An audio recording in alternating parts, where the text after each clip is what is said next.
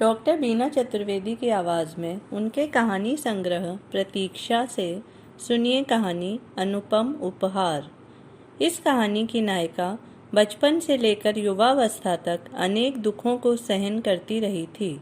माता, पिता, भाभी, भाई एक के बाद एक मृत्यु से उसकी जिंदगी कष्ट भरी हो गई थी। मगर एक दिन उसके छोटे भाई की मदद से कोर्ट में उसने ऐसे व्यक्ति से शादी की जो उसे दिलो जान से चाहता था। यह शादी रक्षाबंधन के दिन करवाकर छोटे भाई ने अपनी बहन को अनुपम उपहार दिया था।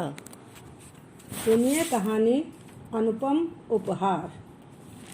मैं बहुत छोटी थी, एकदम नासमझ। एक दिन जब स्कूल से घर आई तब देखा कि माँ बहुत उदास बैठी हैं। माँ के गांव से समाचार आया था कि नाना जी बहुत बीमार हैं।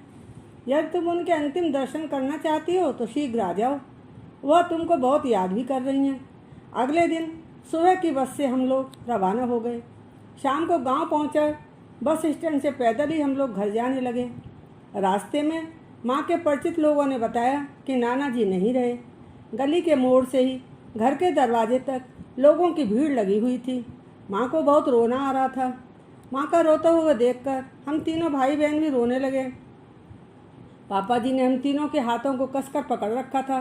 घर के दरवाजे पर पहुँचते ही नानी के घर की पड़ोसन हम तीनों को अपने घर ले गई और नाश्ता देकर कहने लगी कि तुम लोग मेरे बेटे बंटी के साथ ही खेलना, उधर मत आना। कुछ दिनों नानी के घर रहकर हम लोग वापस अपने घर आ गए। धीरे धीरे समय अपनी गति से गुजरा था। एक दिन ऑफिस से आते समय पापा जी को रास्ते में हार्ट अटैक आ गया। आसपास के परिचित लोगों ने अस्पताल ले गए, मगर भाग्य को कुछ और ही मंजूर था। रास्ते में पापा जी की जीवन लीला समाप्त हो गई। घर पर जब यह दर्दनाक समाचार आया तो हम सबके अलावा पड़ोस के लोग भी हक्के बक्के रह गए। पापा जी के गुजर जाने के बाद माँ को बहुत धक्का पहुँचा और वह बीमार रहने लगी। कुछ समय पश्चात माँ भी हम लोगों को बिलखता हुआ छोड़कर चली गई। बड़े भैया रजत और मेरी उम्र में काफ़ी अंतर था। पापा जी के देहांत के बाद माँ की बीमारी के कारण रजत भाई का छोटी उम्र में ही विवाह कर दिया गया। भैया और भाभी हम दोनों भाई बहन को बहुत प्यार करते थे। भाभी के आ जाने से घर में फिर से रौनक आ गई। माँ और पापा जी की कमी को काफ़ी हद तक भैया और भाभी ने पूरा कर दिया। भैया भाभी ने हम दोनों को कभी यह महसूस नहीं होने दिया कि हमारे माँ पापा नहीं हैं। भाभी हम दोनों का हर तरह से ध्यान रखती थी। इसी बीच हमारे घर में एक नई खुशखबरी आई। भाभी की कोख में एक नई कोंपल फूट रही थी।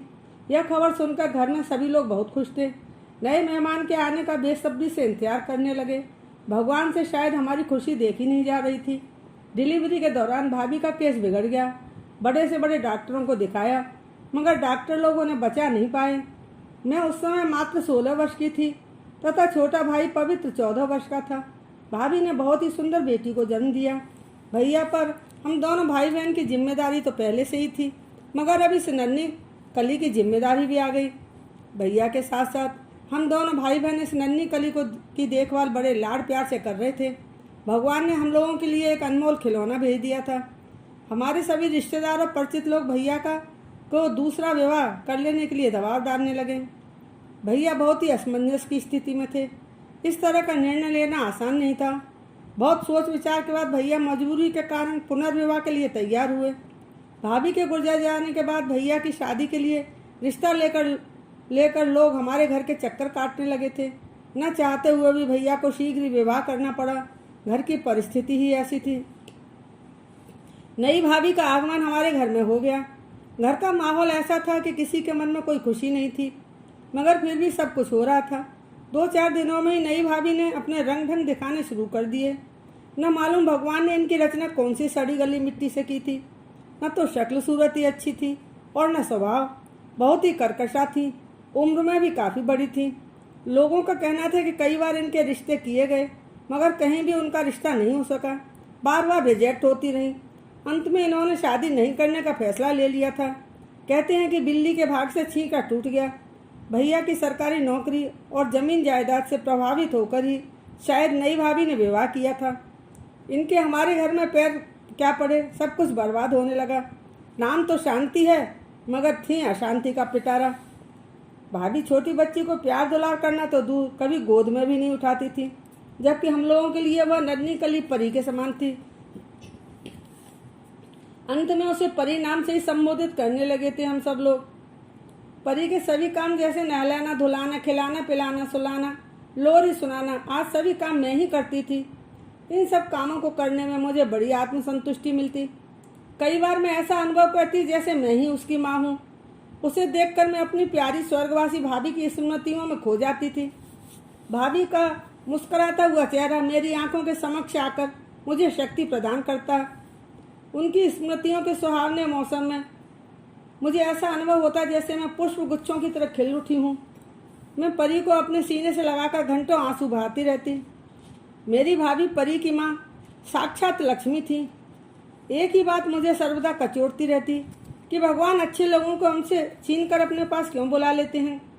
इस छोटी सी परी की क्या गलती थी कि एक बार भी अपनी माँ की छाती से लगकर उनका प्यार नहीं पा सकी।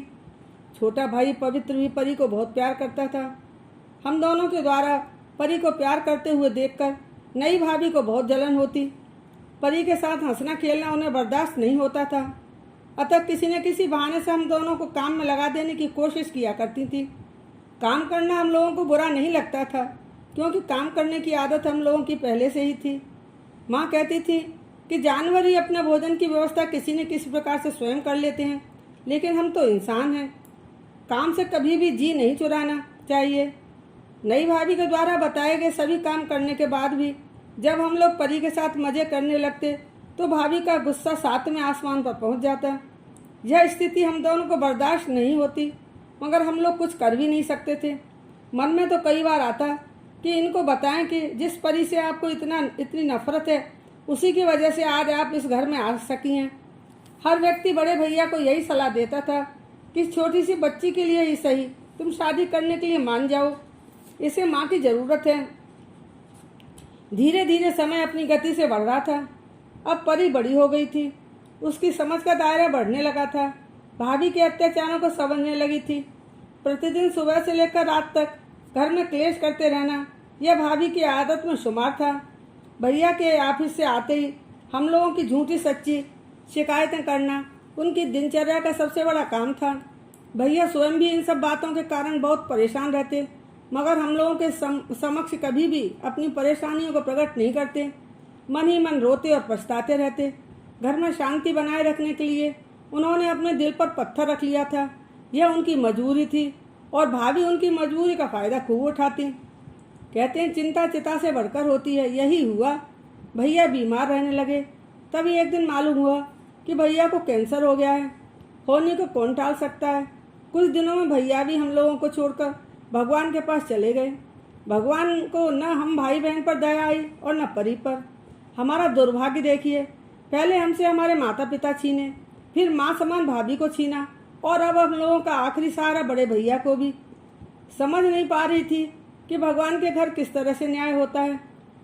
अब भाभी को हम लोगों के ऊपर अत्याचार करने की पूरी छूट मिल गई थी। हम लोगों की मजबूरी थी कि हम घर छोड़कर कहीं नहीं जा सकते थे। मेरी कॉलेज की पढ़ाई पूरी हो चुकी थी। पवित्र भी कॉलेज जाता था, परी स्कूल जाने लगी थी। भाभी के अत्याचारों का समुद्र उफान मारने लगा था। समझ में नहीं आता था कि वह चाहती क्या है। अचानक एक दिन मालूम हुआ कि उन्होंने अपने किसी दूर के रिश्तेदार के साथ मेरी शादी करने का विचार बना लिया है। एक दिन भाभी ने मुझसे मिलाने के लिए उसे घर पर बुला लिया। वह लड़खड़ाते हुए कदमों से मेरे नज़दीक आया। उसके मुंह से शराब की असहनीय बदबू आ रही थी। लड़का क्या, वह तो 50 वर्ष का अधेड़ था। उसके 3 बड़े बड़े बच्चे भी थे। मैंने बहुत हिम्मत जुटाकर अपना विरोध प्रकट किया। भाभी से मैंने साफ साफ शब्दों में कहा कि मैं आपकी सभी बातें मानती हूँ और मानती रहूँगी, मगर इस अधेड़ से शादी कदापि नहीं करूँगी। मैं बहुत रोई, गिड़गिड़ाई, मगर वह मेरी एक भी बात सुनने को तैयार नहीं थी। मुझे पता चला कि भाभी को इस अधेड़ से मेरा विवाह कराने के बदले में एक मोटी रकम मिलने वाली थी।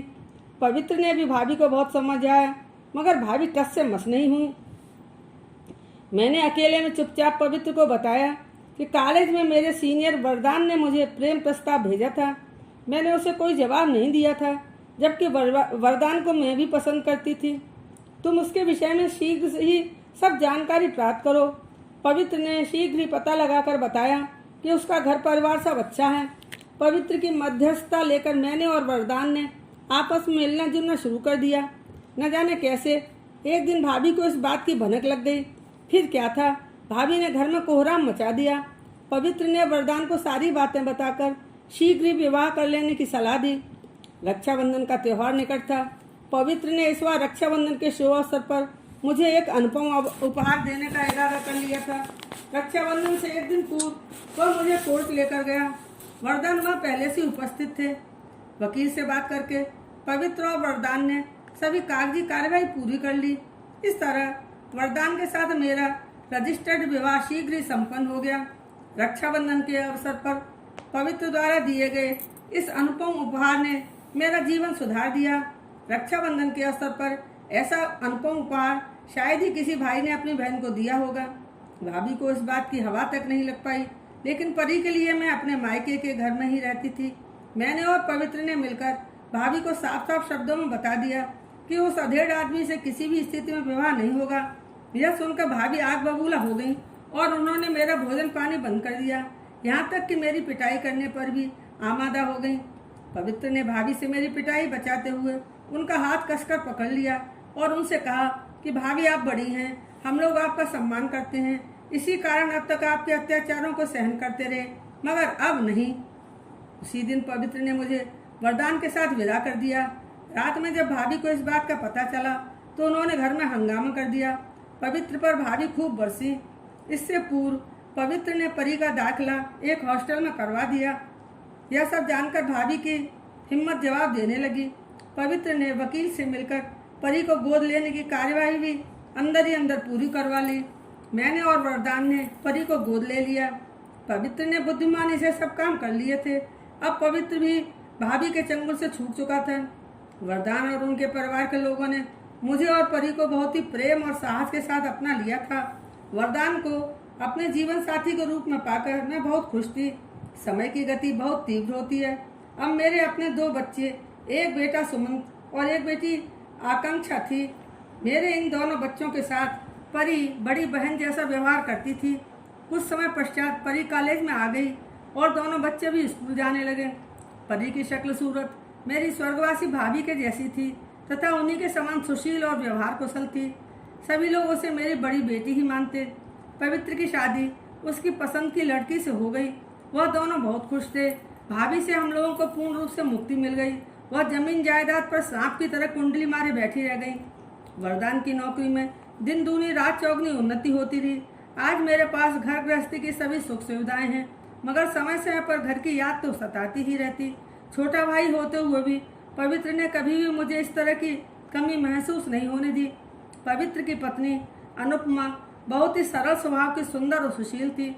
वह भी हम लोगों को की बहुत इज्जत करती। पवित्र ने वह सब किया जिसकी मैंने कभी कल्पना भी नहीं की थी। बीते समय की कटु स्मृतियों को भुलाना आसान काम नहीं है, फिर भी हम लोगों ने अपने दिल से पूरी तरह निकाल दिया। आज मेरा और पवित्र दोनों का सुखी और खुशहाल परिवार है। हम दोनों भाई बहन अपने जीवन में पूर्णतः संतुष्ट हैं। हमें भगवान से अब कोई गिला शिकवा नहीं। बचपन में हम लोगों ने जितने अधिक कष्ट पाए, आज उससे कहीं अधिक सुख ऊपर वाले ने हम लोगों को दिए। जब भी रक्षाबंधन का त्योहार आता है, पवित्र और अनुपमा 1-2 दिन पूर्व ही राखी बंधवाने के लिए हमारे पास आ जाते हैं। हम लोगों के पास हमारे स्वर्गवासी माता पिता और बड़े भैया भाभी का भरपूर आशीर्वाद है। रक्षाबंधन के त्योहार का हम सभी लोग बड़े बेसब्री से इंतजार करते हैं। इस अवसर पर पवित्र हम लोगों के लिए ढेर सारे उपहार हमेशा लाता है। इन उपहारों में पवित्र का हमारे प्रति प्रेम, कर्तव्य की भावना, जिम्मेदारी और एक ऐसा मधुर एहसास छुपा होता है जिसका कोई मूल्य नहीं हो सकता। रक्षाबंधन के अवसर पर आज से लगभग 15 वर्ष पूर्व पवित्र द्वारा दिए गए अनुपम उपहार को कभी भुलाया नहीं जा सकता है।